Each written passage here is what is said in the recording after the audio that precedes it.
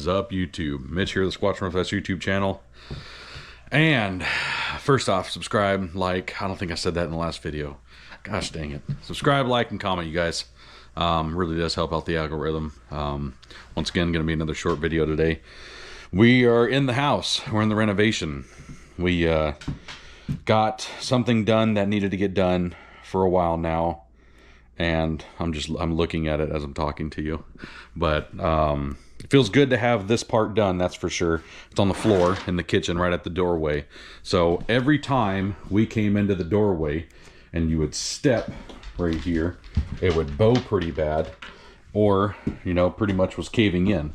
It was pretty messed up. That's obviously what we're going to be talking about today. I'm trying not to give it away too much. So we had to replace the floor. So we cut it. Got down to where the crossbars, the whatever it's called down there.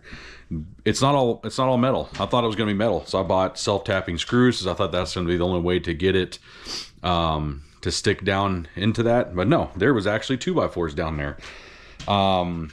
If anybody has any experience building these things, tell me if that's normal.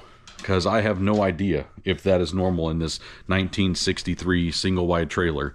The wood itself looked like it had a coating on it. It was pretty interesting. It was very shiny and like lacquer almost. And it was hard.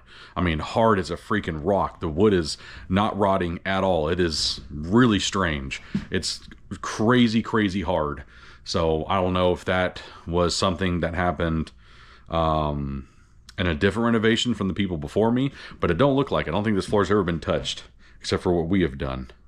So I've never done. I'm gonna just put the disclaimer out there. Once again, I'm not a carpenter at all. I'm just doing this because I want to renovate a house, just to have the experience in doing it, and I also want to live in this house. So I obviously need to do renovations before we move in. But this is the spot that we replaced. So you can see our cuts aren't perfect because we are not carpenters by any means. The wood itself, this wood right here, all of this wood isn't 3/4 inch. I thought it was 1/2 inch, which is also incorrect because this is 1/2 inch. So 5/8 maybe. I don't know. I have no idea what this wood is made out of. And then once after we installed the wood, I went back over with some, I don't know what the heck you call that stuff, the caulking stuff, but for wood. And I went around and did that and then screwed it down, and it's very stable. It doesn't bow in any spots. I actually can put more screws down if I wanted to, which actually, let's step on this side. That's actually, oh, Loki, calm down. Watch out. Get out of the picture. It's actually what all this is, a bunch of screws that I was using to gauge the depth to see how long I needed to go into this thing. And yeah, I think personally it turned out pretty nice. It looks good. It is solid, which is what I care about. We actually made a couple of braces that go, you know, this direction, go horizontal, and that way, and it's in the most important spots when you step down, because right now there's a gap, right? So there's like a wood piece there, and then a wood piece on like each edge of this board. And that's it. There's nothing else. So in order to help, like if you walk in and you step there, for instance, there's nothing underneath it.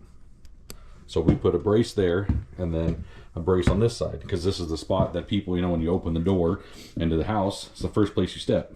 So it's going to take the most abuse, and I want it to last a long time in case we do end up staying here a long time, which I wouldn't mind at all, because I think it's a great spot. So if we have to be in here long term, it's set up to be in a nice area. It's set up to be nice and excuse me, and really strong. So that is the quote-unquote finished product. The little lip that is still kind of left over because the wood doesn't match exactly, that's where I put that little like wood filler caulking stuff, because of that when we get the floor, like obviously that's going to get ripped up. the rest of it. But so that when we do the laminate, which we're going to do click in style, so all the pieces kind of click into each other. Hopefully it doesn't sag right there. If it does, I'll think of something. But right now I'm not that worried about it. I'm going to install it and see what happens. So it's kind of like the flooring that we ripped out originally. So this is the old stuff, which obviously went all the way this way, but it's really, really bad condition. It's kind of like this with the click style, but we don't need, because the newer style stuff is actually really fancy. We don't need like that moisture barrier, or we don't need any of this other stuff. We don't need the glue, which I'm really happy about because we're not doing roll on. So we'll take out this flooring out in this room too. And then to do the ceiling panels, that's not what this video is for, but since I'm right here, we brought the air compressor over, the big one, and we're going to fire that up and get the staple guns going and all that stuff. But it's not what this video is for, but that's going to be right there. And this is the rest of the flooring. My dad made a tool, which I thought turned out pretty cool. Made a tool to rip up a lot of this flooring, and when it was wet, it came up extremely easily. So that's been pretty nice, being able to rip some of this floor up.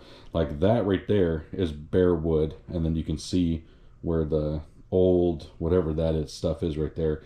It still is. So rip all that up, and then we'll do all the fun stuff with doing the flooring, and then we can eventually get obviously the oven, and then the sink and cabinets and countertops and stuff. But that is the flooring. Let's look at it from outside. See if we also stuck, at least I did, I stuck a piece of wood right there because it is also bowing pretty bad right there. But you can see the lip is decent. I still need to seal it a little better. But no, my wind's picking up. It's probably going to ruin my dang audio. So I'm going to close this door. Loki can stay outside for a minute.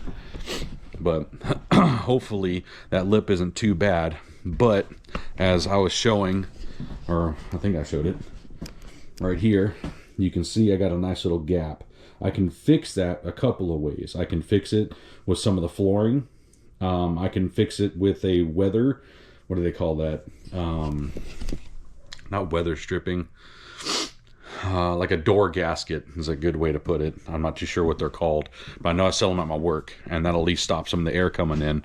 But for the main point, just make it look better. And then obviously we're going to get a different door, which might make it look better too. A different frame, which I think, you know what? That's probably what goes there, huh? When you frame a door out, it probably has a little bottom piece down there.